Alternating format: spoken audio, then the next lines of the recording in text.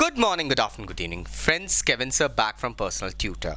Standard 8 history playlist आप लोग देख रहे हैं. चैप्टर है colonialism and the city. Topic that I'm going to discuss today is life during partition. Friends, Delhi एक ऐसा शहर जो आज भी इंडिया में मोस्ट इंपॉर्टेंट सिटी का दर्जा रखता है. But are you aware that 1947 एक ऐसा साल जो हम इंडियंस को एक तरफ खुशियां दे के गया था तो एक बहुत बड़ा कड़वा सच भी दे गया था. 1947 was a year that actually saw two faces or two sides of a same coin. एक तरफ आज़ादी का जश्न बन रहा था, दूसरी तरफ हमारा देश दो टुकड़ों में बट गया था. One was India and others, you all are aware of it. Come on. Delhi की हालत अगर हम देखें तो दिल्ली, मैंने आपको वीडियो के स्टार्टिंग में बताया, एक सिटी है जो बहुत ज़्यादा इंपॉर्टेंस रखती है. जब भी कोई प्रॉब्लम होता है लोग किस तरफ नजर उठा के देखते हैं, भाई दिल्ली में क्या हो रहा है. बंटवारे के बाद में दिल्ली की हालत बहुत ज्यादा बदतर हो गई थी. दिल्ली का साइज सडनली बड़ा हो गया था. It actually swelled. दिल्ली में दोनों कम्युनिटीज के लोग थे, हिंदूज मुस्लिम्स, सिख्स मुस्लिम्स, हम टू बी प्रिसाइज. बंटवारे के कुछ दिनों बाद ही दिल्ली में वायलेंट राइट्स शुरू हो गए, दंगे भड़क गए थे. हजारों लोगों की डेथ हुई थी जिनके नाम आज तक एक्नॉलेज नहीं किए गए हैं. एक ओपन पॉलिसी रख दी गई थी कि जिसको इंडिया में रहना है वो इंडिया में रह सकता है और जिसको पाकिस्तान जाना है वो पाकिस्तान जा सकता है.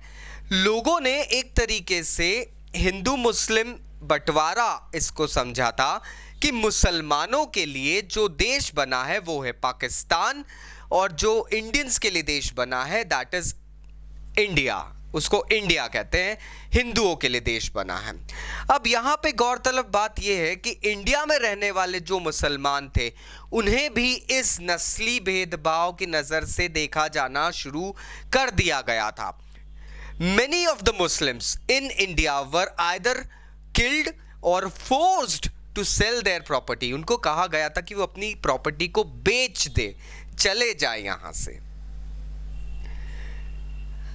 2/3 Muslims alone of Delhi had left for Pakistan. And the same thing was there. Sikh और हिंदू पाकिस्तान से इंडिया के लिए चले थे.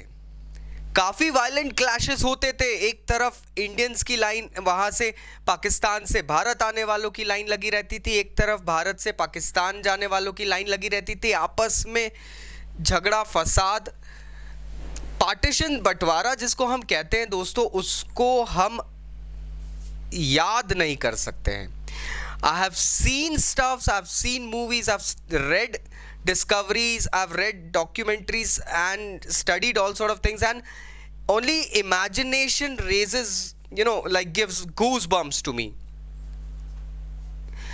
दिल्ली एक ऐसा शहर बन गया था जहां पे लोगों ने बंटवारे के बाद आके रहना शुरू कर दिया था. एक नया टर्म उस वक्त इंडिया में आया था, दैट वॉज रेफ्यूजी. शरणार्थी, शरण में आए हैं. That thing emerged. ये रेफ्यूजी दिल्ली की गलियों में घूमते रहते थे इस उम्मीद से कि कोई खाली घर मिल जाए जिसे कोई मुस्लिम छोड़ के पाकिस्तान गया है. शाहजहानाबाद नाम के शहर में ऐसे लगभग 44,000 हाउसेस को ऑक्यूपाई किया गया था. जो बस यूं ही खाली छोड़ दिए गए थे। आज अगर आप दिल्ली की हिस्ट्री देखेंगे दोस्तों, तो आपको एक बहुत कड़वा सच मिलेगा। काफी सारे एरियाज, काफी सारे घर, ऐसे घर हैं जो एक्चुअल में बस खाली छोड़ दिए गए थे। आयरॉनिकली बात यह बोली गई थी कि हम पाकिस्तान में अपना घर छोड़कर आए थे, तो यहां पर हमें कोई ना कोई घर मिल गया। हमारे घर को जिस तरीके से किसी ने ऑक्यूपाई करा होगा, तो हम भी मतलब किसी का घर ऑक्यूपाई कर रहे हैं। This was very inhumane, but हालात कहते हैं कुछ ऐसी चीज होती है जहां लोगों का बस नहीं चलता है। 1951 आते आते दिल्ली को नाम दे दिया गया refugees, the city of refugees. 800,000 की पॉपुलेशन वाला शहर सडनली 1500,000 इंसानों को केटर करने लगा था, जिसे जहां जगह मिल रही थी वो वहां आसरा तलाश रहा था।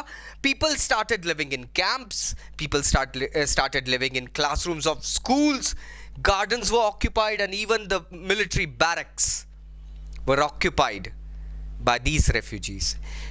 ये वो वक्त है दोस्तों जब कुछ नए इलाके इमर्ज हुए थे, जैसे कि Lajpat Nagar, Tilak Nagar. These are the areas that emerged during these times.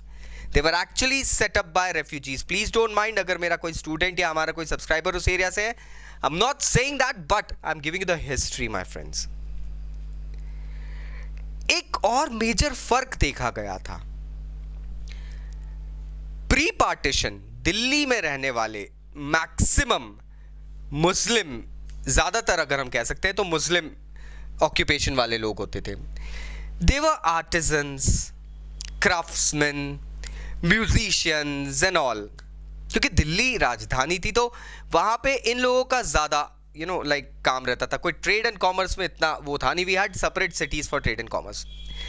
लेकिन जब पाकिस्तान से लोग इंडिया आए तो वो या तो ग्रामीण जमींदार थे, टीचर्स थे, लॉयर्स थे या ट्रेडर्स थे. क्योंकि उस समय लोग, एजुकेटेड क्लास वाले लोग अलग अलग शहरों में रहते थे.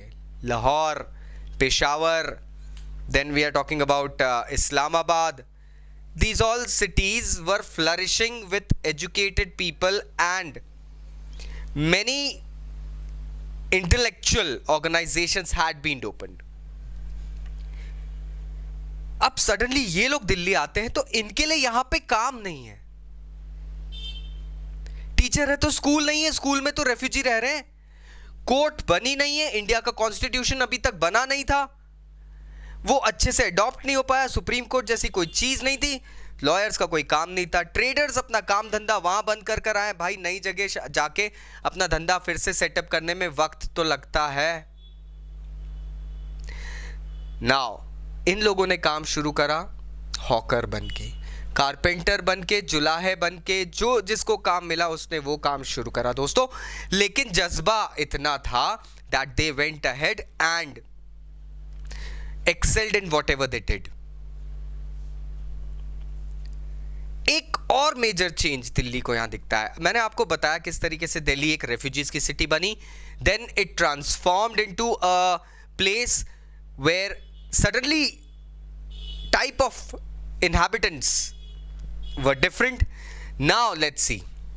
दिल्ली में अब आता है एक दौर जिसमें कल्चरल चेंज हो रहा है. ज्ञात रहे पार्टीशन, बंटवारे से पहले दिल्ली में जो कल्चर एडॉप्टेड था वो मेजॉरिटी या मेजॉरिटेरियनली मुस्लिम, उर्दू, पर्शियन स्टाइल को क्लोरोमैग्नेट करता था. It actually had accumulated a lot of Sufi, Urdu, Persian things into it. But suddenly अब यहां पर सिख, पंजाबी, सिंधी, इन कल्चर के लोग आने लगे. क्योंकि सिंध जो एरिया था it was suddenly transferred to Pakistan. So now they totally came over here. अब दिल्ली में जो कल्चर मुस्लिम शरीयत का होता था वो अब सडनली चेंज होके पंजाबी पिंड वाला हो गया था।